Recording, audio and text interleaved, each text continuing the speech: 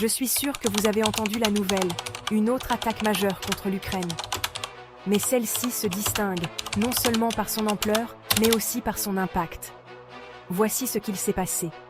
L'attaque a commencé tard le 20 août et a touché au moins 11 régions à travers l'Ukraine, y compris des villes de l'Ouest habituellement plus sûres, comme Lviv et Mukachevo. Les responsables ukrainiens affirment qu'il s'agit de la plus grande vague de frappes depuis la mi-juillet, provoquant des coupures de courant, des dommages aux habitations et au moins un décès. L'armée de l'air ukrainienne a riposté, interceptant la plupart des missiles et des drones, 577 sur 614 selon leur rapport. Mais certains projectiles ont réussi à passer, blessant des civils et frappant des infrastructures clés, y compris une usine appartenant à des Américains. Pendant que cela se déroulait, des diplomates se réunissaient dans le monde entier pour discuter de la paix. Le président ukrainien Zelensky a souligné le moment choisi, affirmant que l'attaque de la Russie montrait peu d'intérêt à mettre fin à la guerre.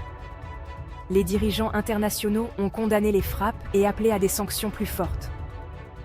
Pour des millions d'Ukrainiens, ce fut une autre nuit passée dans des abris. Un rappel du coût humain alors que le conflit entre dans une autre